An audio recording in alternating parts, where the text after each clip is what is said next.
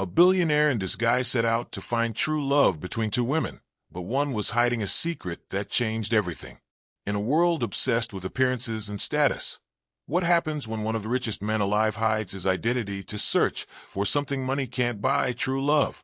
But what he finds instead is betrayal, manipulation, and a plot so twisted, it nearly costs him everything. This is the story of Cole Harrington, the billionaire in disguise. San Francisco shimmered beneath the twilight, the city pulsing with neon signs and luxury cars zooming down Market Street. Inside the 38th floor penthouse, the atmosphere was anything but vibrant. Cole Harrington, 33, barefoot and brooding, stood on his balcony with a crystal tumbler of aged whiskey in hand. The wind tugged gently at his shirt sleeves as he stared into the horizon. Behind him, the echo of a slammed door still lingered. She had walked out, the latest in a long line of women who saw Cole as a bank, not a man. Her parting words rang in his ears. "I'm not your charity case, Cole. If you can't share your life, why even pretend to care?" He hadn't fought it. He was tired of feeling like a wallet with a heartbeat. He moved inside and placed the tumbler on the kitchen island, just as the sleek automated door slid open. Marcus Dean, his lifelong friend and head of security, stepped in. Tall, dark-skinned, and always impeccably dressed, Marcus looked at Cole with quiet concern. "She gone?" he asked. Cole nodded. Marcus exhaled through his nose, dropping into a stool. "You're not cursed, man. You're just attracting the wrong kind of woman." Cole leaned on the counter. "Then maybe I need to stop being the kind of man they're attracted to." Marcus raised an eyebrow. "You talking riddles now?" "No. I'm saying I'm done pretending this life works. I want to find someone real. Someone who loves me, not my net worth." And just like that, the seed of an idea took root, wild and radical. What if he walked away? From the fame, the fortune, the headlines. Marcus chuckled. "You serious?" Cole looked him dead in the eye. "Dead serious. Help me disappear." 2 weeks later, Cole Harrington was no more. He left behind his penthouse, deactivated social media, and issued a vague public statement, stepping away to find new inspiration. In truth, he was now Eli Sanders, a freelance web developer from nowhere special. Eli's new life began in Lincoln Park, Chicago. His studio apartment sat on the 3rd floor of a weathered brick building with creaky stairs and a neighbor who cooked too much curry. It smelled like hardwood polish and memories. Gone were the Italian suits and chauffeurs. Eli wore Goodwill flannel shirts and scuff boots. He kept his hair slightly tousled and let his beard grow. No more security details or boardroom calls. He landed a job at Bean and Bloom, a charming indie coffee shop run by Harold and Edna, a gray-haired couple who had long given up on resumes and believed in giving people a fresh start. Cole, now Eli, swept floors, made lattes, and washed dishes. At first, it was jarring, but slowly, he began to breathe easier. There was a strange freedom and anonymity. For the first time in his adult life, no one knew who he was or cared. People looked him in the eyes when they spoke, not at his wristwatch. One evening, as he closed the cafe, he thought, "This is what it feels like to be normal." It was a Tuesday when she appeared, messy bun, light cardigan, chalk-dusted khakis. Jenna Rivers looked like someone who gave more than she received. She ordered a vanilla oat milk latte, smiled politely, and claimed the corner table. Out came a weathered copy of Catcher in the Rye and a leather notebook. Eli couldn't help but glance over as he cleaned nearby. She bit her lip when she read, scribbled thoughtfully in the margins, and even helped a flustered mom quiet her toddler by drawing a cartoon cat on a napkin. Days turned into weeks. Jenna became a regular. Her laughter, soft and sincere, lingered in the air even after she left. One day, she forgot her sketchbook. He found it on her chair. He opened it just enough to check the name, and stopped. Inside were drawings that were whimsical, intimate, and occasionally haunting. A self-portrait of her hugging a child. A sketch of an elderly man holding a crumpled letter. A quote scribbled on the back page. "The real things haven't changed. It is still best to be honest and truthful." When she returned, he handed it to her with a shy smile. "You didn't peek, did you?" she teased. "Maybe a little." She chuckled. "It's okay. You seem like someone who sees beyond the surface. And in that moment, something shifted. 2 days later, the bell above the cafe door rang again. This time, it was Sierra Lane. Rain dripped off her leather jacket as she shook out her soaked curls. Her boots squeaked on the floor. "Black coffee. No sugar," she said confidently. Sierra was striking. Curvy, confident, with sharp features and sharper wit. She didn't just walk in, she owned the space. "You look like a guy who hates TikTok but watches dog videos in secret," she quipped. Eli raised an eyebrow. "You're not wrong." She lived a block away. Worked as a content strategist. Middle class, independent, and stylishly chaotic. Her apartment smelled like cinnamon and sandalwood. She had philosophy books stacked next to board games, a chessboard in mid-play, and quotes like "cleverness is not wisdom" hanging on her wall. Sierra was fire. Jenna was calm. And somehow, both women pulled him in like magnets. The smell of roasted beans and cinnamon rolls swirled through the cozy interior of Bean and Bloom. The rainy season had settled in Chicago, with soft pitter-patters gracing the cafe windows almost daily. Eli, Cole Harrington beneath the flannel and beard, found solace in the simplicity of routine. But that routine was now appended by the presence of two extraordinary women. Jenna Rivers, with her gentle manner and quiet strength, became a steady presence in his day. Their connection was soft and nurturing. They would talk for hours about life, dreams, and books, often sketching in silence at the same table. She once drew a caricature of him, with exaggerated flannel patterns and a halo made of coffee beans. He had laughed so hard his coffee spilled. Their dates were simple. Shared umbrellas in the park, late-night hot chocolate with mini marshmallows, slow dances to songs playing off her cracked phone speaker. He felt known with Jenna, like he didn't need to impress her to be valued. Then there was Sierra. If Jenna was the slow-burning candlelight, Sierra Lane was the dazzling sparkler on the 4th of July. She brought a different rhythm into his life, one that made his pulse quicken. Sierra introduced him to rooftop jazz nights, underground poetry slams, and impromptu debates about AI ethics and the future of tech. She was vibrant, unapologetic, and fiercely intelligent. Her mind challenged him as much as her laughter thrilled him. With Sierra, he felt adrenaline. With Jenna, he felt peace. Each woman brought something different, both captivating in their own way. And in truth, Cole was falling for them both. Every time he tried to lean toward one, a moment with the other would pull him back. It wasn't fair to them, or himself. Marcus noticed a change in him. "You've got that look again," Marcus said one night as they sipped beer in Cole's modest studio. "What look?" "The one that says you're walking a tightrope without a harness." Cole sighed, rubbing his face. "I didn't plan this. I just wanted something real. But now, I'm split down the middle. I care about both of them. Genuinely. Then you need to decide what matters most to you. Not who's flashier. Not who checks more boxes. Who sees you, even when you're not trying to be seen." Cole leaned back, conflicted. He hadn't lied to either woman, not really. He just hadn't told the whole truth. But as his feelings deepened, so did the guilt. Late one night, he sat on his fire escape, rain tapping on the tin railing, wondering if love could ever be pure when built on half-truths. He knew one day soon, he'd have to come clean. But something else was beginning to nag at him. Something off, subtle but strange, about Sierra. She had once mentioned a quote he'd only ever heard in a closed-door meeting at Harrington Dynamics.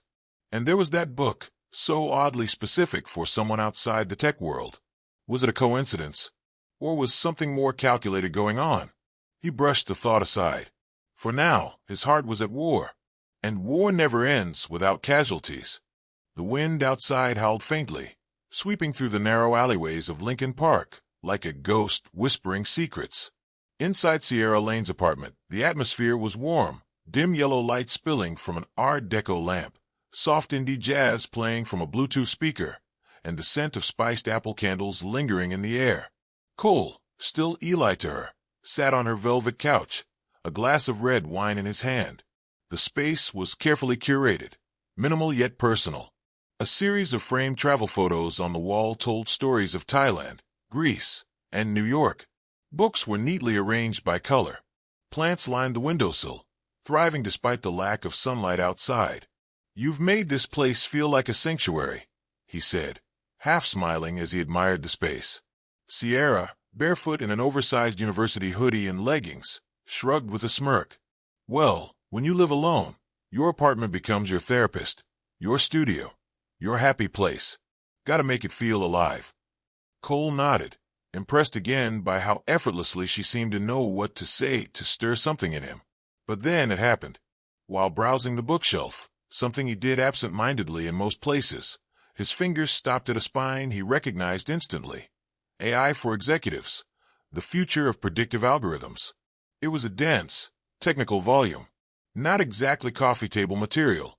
He pulled it out. "This is not casual reading." Sierra, emerging from the kitchen with a bowl of popcorn, froze momentarily before covering with a laugh. "Oh, that. Ugh, it's from an old project. I ghost wrote a white paper for a consultant. Boring stuff. You'd hate it." She took the book gently from his hand and slid it back into place, her smile tight, controlled. But something had shifted. Just for a second. He didn't press further. He smiled, laughed even, but a voice inside his head stirred. That's not normal. Later that night, as they curled up on the couch watching Rear Window, Sierra's phone buzzed. She quickly glanced at the screen, face hardening, then muttered, "Sorry, gotta take this," and slipped into the hallway. Cole leaned back, eyes fixed on the muted screen, but his ears tuned toward the hallway vent that connected to her bedroom wall. The sound carried faintly through. He heard her voice. Sharp. Different. "No, not yet. He's still cautious, but he's opening up." There was a pause. "Yes, I've got him in the palm of my hand. Just be patient. We'll strike when I say it's time." Silence. Then, "Yes, Logan. I know what's at stake." Cole sat frozen. His blood went cold. The name Logan echoed like a gunshot in his memory. Logan Vance, his biggest rival in the tech industry. The man who had once tried to tank a Harrington Dynamics deal through backdoor acquisitions and aggressive slander campaigns. He stared at the dim hallway, where Sierra was still whispering. Suddenly, all her questions, her interest in algorithms, the way she mirrored his ideals and language, it wasn't affection. It was research, strategy. It was manipulation. And worse, it was a setup. When she returned, her face was back to playful. "Sorry about that. Just a friend being dramatic. Where were we?" He smiled, masking the storm rising behind his eyes. "Right here," he said softly, shifting closer on the couch. But in his mind, a switch had flipped. Now he was watching her and planning. Whatever game Sierra was playing, he was going to end it. The morning after that strange, overheard phone call, Cole didn't sleep.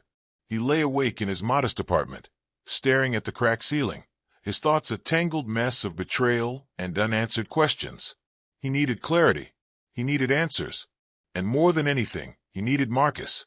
By 7:30 a.m., Cole was already pacing in front of Bean and Bloom when Marcus pulled up in a black sedan, brows knit together, reading the urgency in Cole's eyes. "You look like you saw a ghost," Marcus said, stepping out, pulling off his sunglasses. "I might have," Cole muttered. "Or I've just realized I've been living with one." They went inside the cafe before it opened, claiming a corner table away from the windows. Cole recounted everything. The book, the phone call, the name Logan. He spoke low but firm, every word filled with tension. Marcus didn't speak for a long moment after. Then he let out a slow whistle. "Logan Vance. I always knew he'd come back for another swing. But this, planting a woman in your life." Cole looked down. "I let her in, Marcus. I believed every word, every smile." Marcus pulled out his tablet and tapped the screen a few times. "I never stopped keeping tabs on Logan. A week ago, he was spotted meeting with someone outside a luxury condo complex in Logan Square." He slid the tablet across. On the screen was a grainy surveillance capture. Logan, stepping into a Blacktown car. The timestamp was from 6 days ago. And stepping into the car behind him was Sierra. Cole's heart stopped. There was no denying it. Her distinctive leather jacket, her auburn curls tied in a sleek bun. Sierra Lane. Clear as day. "Son of A," Cole whispered. Marcus pulled up another file. Her name checks out publicly. But dig deeper, and you find she's been linked to 3 other corporate leaks. Always gets in close. Personal. Emotional. Then disappears once her target crashes. Cole clenched his fists. He had been a mark. And yet, he still needed to know why. Why him? Why now? Marcus leaned forward. We set a trap. She thinks you're in love. Let's give her what she wants. Let's feed her fake intel. Get her talking again. Cole nodded slowly. And when she slips, we'll be ready. But beneath the strategy, beneath the pain, was something deeper still. Hurt, because despite everything, he had started to believe Sierra could have been real. In one night, that illusion shattered. Now there was no going back. The days that followed were slow and calculated, like a high-stakes chess match where every move had to be deliberate. Cole returned to Sierra's world not with confrontation, but with warmth, affection, vulnerability. It felt unnatural, but necessary. He needed to know how deep her web went. The first move? He invited her to a weekend cabin getaway outside the city, just the 2 of them. It was something they had joked about in the past, and when he brought it up, she smiled, touched his cheek, and said, I thought you'd never ask. The cabin, of course, was rented through Marcus contacts, outfitted with surveillance equipment, hidden microphones, remote camera feeds, and signal interceptors that wouldn't trigger suspicion. We keep it cozy, Marcus said as they tested the setup, but we watch everything. Cole packed a briefcase. Inside, mock documents suggesting a pivot in Harrington Dynamics AI software, fake patent drafts, investment reports, and legal briefs. The bait, he casually mentioned during the car ride. I'm thinking about starting something new. A side venture. Something smaller, more personal. Sierra leaned over and kissed his cheek. That sounds perfect. I'm so proud of you. They spent the evening sipping wine beside the fireplace. Sierra curled up beside him on the plush for throw, murmuring dreams about moving to Seattle or Austin, talking about the future like she truly believed in it. But when Cole stepped outside to get firewood, her mask cracked. Inside, while alone, she pulled out her phone. Marcus, watching from a secured mobile feed, patched into the call in real time.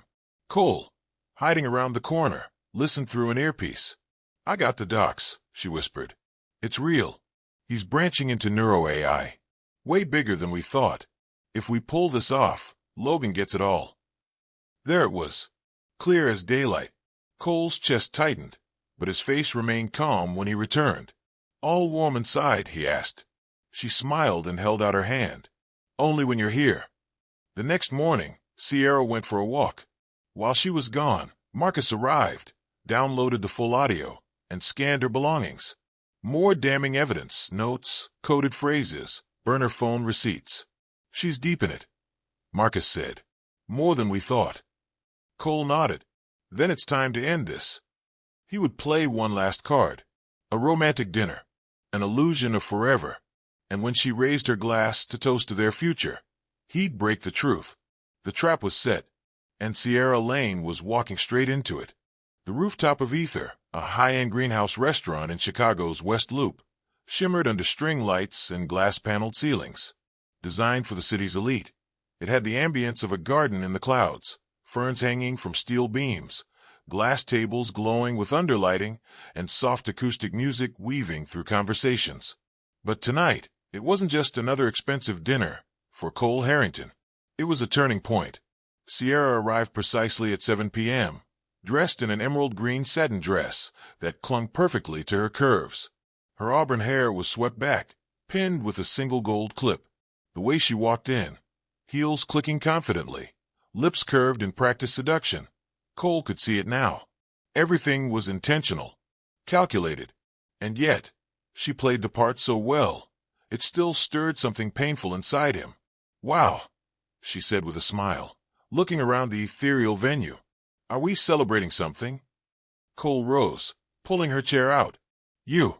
Us. I thought it was time we stopped pretending this wasn't real. Her eyes sparkled at that. She leaned in, brushing her fingers across his wrist. Eli, I've never met anyone like you. You see me. He wanted to believe it. Part of him still did. But the other part, The part that remembered every whispered phone call, every lie. Held steady. The waiter brought out a 5-course tasting menu. Wine flowed. Laughter echoed. Sierra told stories about her childhood in Spokane, about pretending to be a writer before she ever held a job. She asked about his dreams, feigning curiosity, mining for more. Cole gave her just enough, a fabricated story about launching a neuro-AI platform backed by a silent investor. Her pupils dilated. "That's huge," she said, barely hiding her excitement. "Are you taking partners on this?" He leaned in. "Maybe, but only someone I trust." She touched his hand gently. "You can trust me." He almost laughed, almost cried. Dessert arrived, lavender creme brulee. 2 tiny espresso spoons laid across the sugar shell like silver daggers. The candle between them flickered as Cole reached into his blazer pocket. He didn't pull out a ring. He pulled out his phone. Pressed play. The sound of Sierra's voice, recorded during the cabin call, spilled between them. "It's real. He's branching into neuro-AI. If we pull this off, Logan gets it all." Sierra froze. For one long, excruciating moment, her entire body went still. The mask fell, revealing something colder behind her eyes. She stammered. "That's not." Cole's face was steel. "How long was this the plan? Since the day you walked into Bean and Bloom?" She reached for his hand. "Eli, no. Listen. It started that way, okay? But it changed. I started to care about you." "Don't," he said softly, pulling his hand away. "Don't lie again." Sierra's eyes welled, but the tears never fell. She stood, gathering her clutch. "You have no idea what you're walking away from." "I do," he said, sliding another document across the table. "A photo of Logan Vance being detained. And you will too. The authorities are already watching. Walk out that door, and they'll be waiting." She stared at him. For a second, her expression cracked. Anger, fear, defeat. Then she walked. Down the glass steps. Into the arms of 2 plainclothes officers stationed at the valet entrance. Cole didn't watch. He simply sat back, staring at the city lights below, letting the wine burn down his throat. He wasn't sure if what he felt was justice or heartbreak. The city was quiet that night, as if holding its breath. Cole sat alone in his suite at the Halcyon, an upscale hotel in downtown Chicago known for its floor-to-ceiling windows and panoramic skyline views. Dressed in a midnight blue suit, no tie, shirt slightly open at the collar, he watched the lights dance across Lake Michigan. His reflection in the glass looked tired, older. Not from age, but from emotional erosion. He had spent weeks pretending to be someone he wasn't. First, Eli Sanders. Then a trusting fool. Tonight, he was neither. Tonight, he was Cole Harrington, billionaire, strategist, and man betrayed. The restaurant on the rooftop, Verde in the sky, was already buzzing when he arrived. He had reserved the greenhouse room, a private, glass-walled space surrounded by creeping ivy and soft golden lanterns. The skyline glowed in the distance, casting ambient light through the misty glass. Romance hung in the air. It was perfect. Too perfect.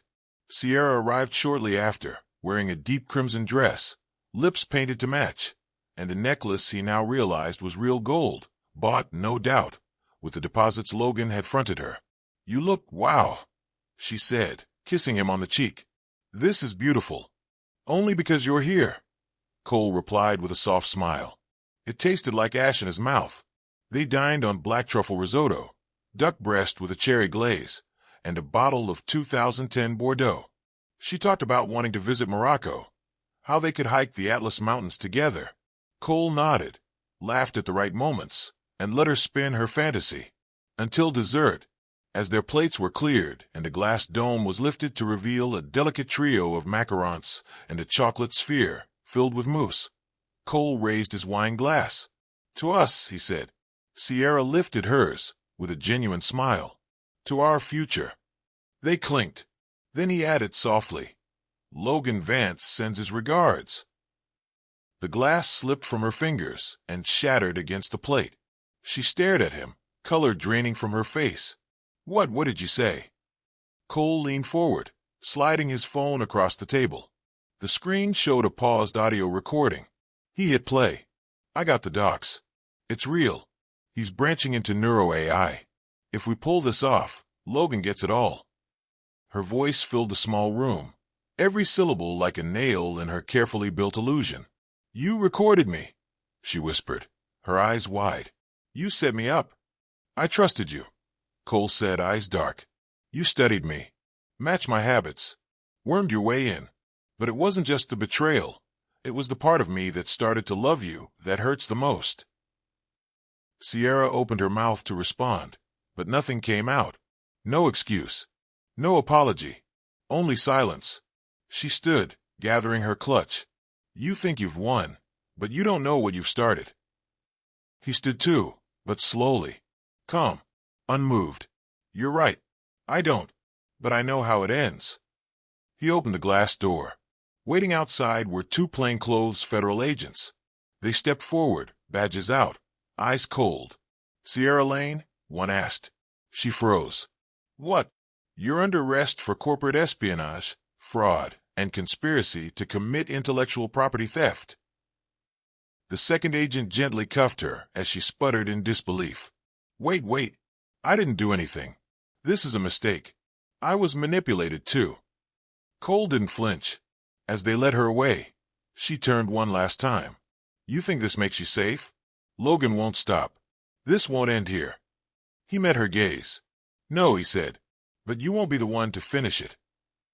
And with that, Sierra Lane was gone, swallowed by the elevator doors, the agents, and the consequences of her own greed. The candle on the table flickered once more, then went out. Cole stood alone on the rooftop, staring out at the skyline again, but this time, without illusions clouding his view. One battle was over, but the war wasn't just against Logan. It was against himself. The morning after Sierra's arrest, Cole found himself driving through the winding streets of Lincoln Park, this time not as Eli Sanders, the man in disguise, but as Cole Harrington, wealthy, wounded, and unmasked. The car windows were down. Spring air drifted in, carrying with it the scent of blooming dogwoods and the distant sound of children playing in the park. The sun filtered through a patchy sky, casting shifting patterns of gold and gray across the pavement. His hands gripped the steering wheel tighter than necessary. Every turn brought a mix of dread and longing. He was going to Jenna, not with flowers, not with promises, but with the truth. She deserved nothing less. When he arrived at her modest brick apartment building, a 3-floor walk-up tucked between a florist and an old record shop, he parked across the street and took a long moment before stepping out. He wore a casual navy sweater jeans, and his hair was slightly unkempt. The way Jenna had once said made him look more human. As he climbed the steps, his heart pounded, not from fear of rejection, but from the weight of what he had to confess. He knocked. A moment later, Jenna opened the door, dressed in paint-splattered overalls and a tank top, a streak of yellow on her cheek. She looked surprised, confused, even. Eli, she asked, blinking. No, he said softly. Not Eli. My real name is Cole. Cole Harrington. She stood frozen for a moment, like the name was trying to settle into place in her mind. Then she stepped aside. Come in. The apartment smelled of lemon cleaner and wet acrylics. Canvases leaned against the walls, unfinished sunrises, abstract sketches, a half-drawn portrait of a mother hugging her child. It was her world. Honest. Raw. They sat on opposite sides of her worn-out love seat. I owe you everything, he began. The truth, the whole truth, and probably an apology you can't accept. She listened quietly. He told her everything, from the penthouse in San Francisco to Bean and Bloom, from pretending to be Eli Sanders to falling in love with her for real. He told her about Sierra, the trap, the betrayal, and he told her what she meant to him.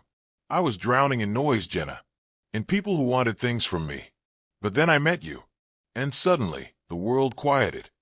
She looked at her hands for a long while, then said, You asked me once why I never questioned where you came from, why I never pried.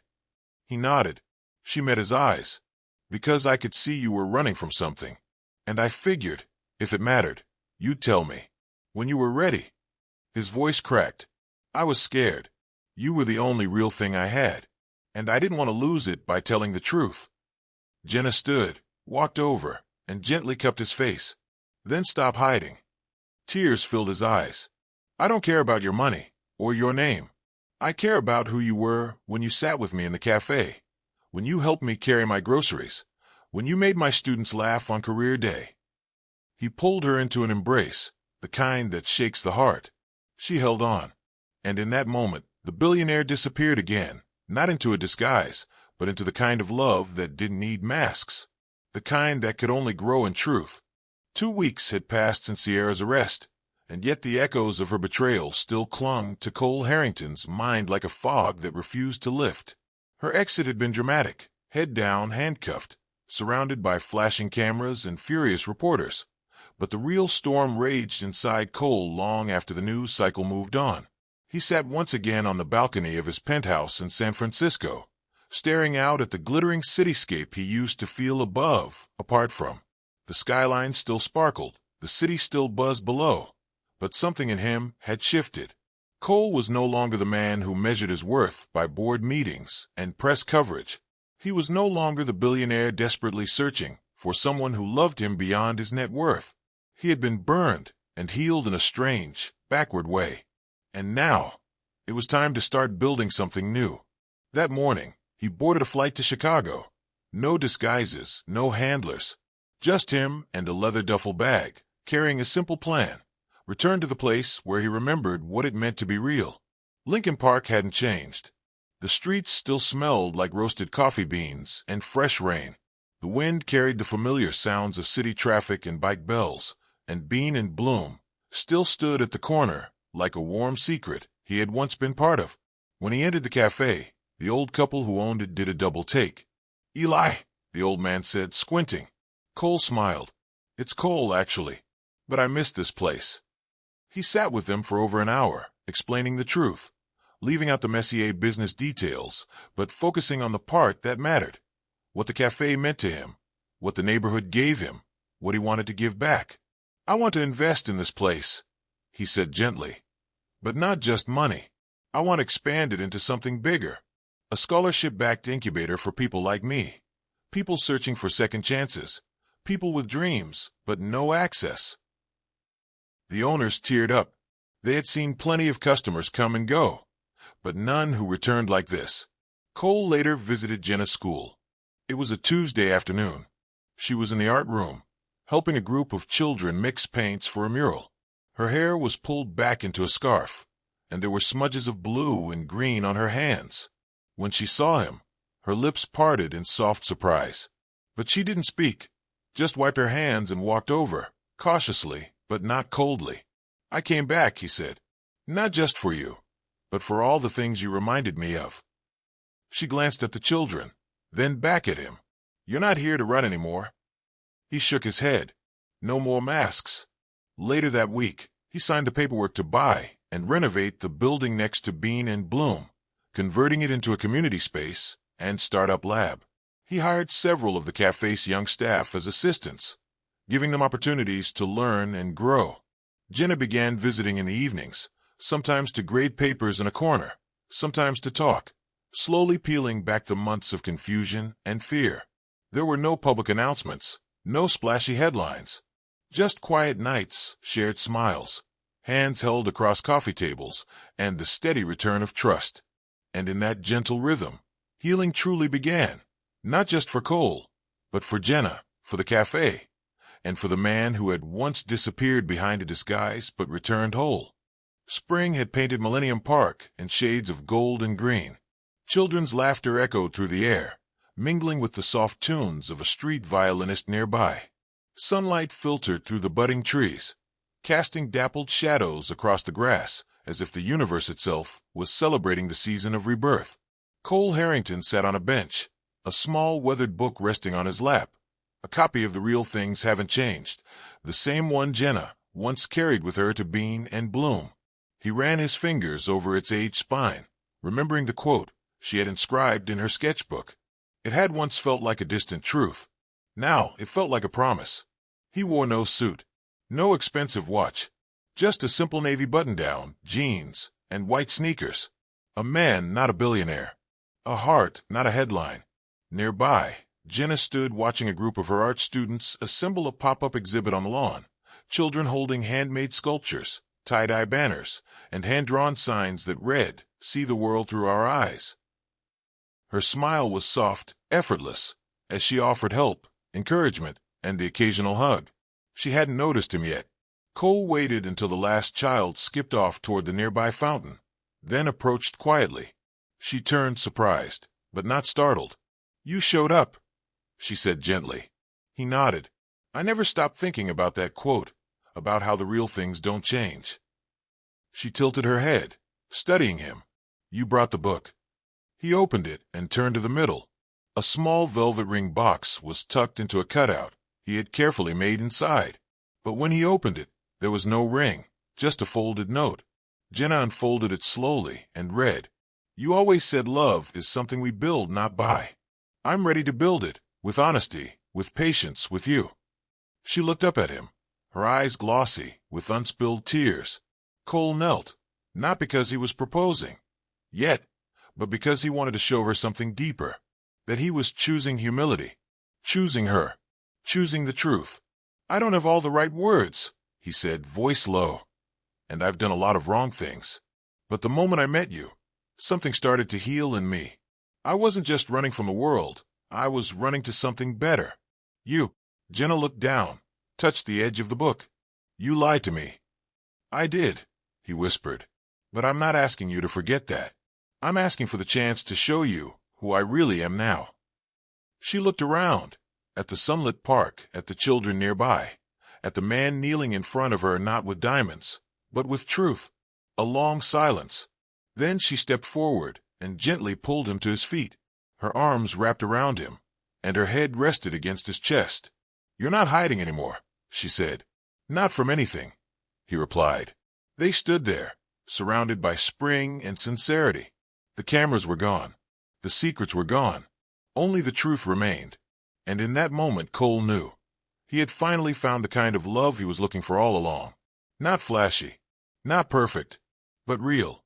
In the pursuit of truth, love doesn't just survive deception. It transforms through it.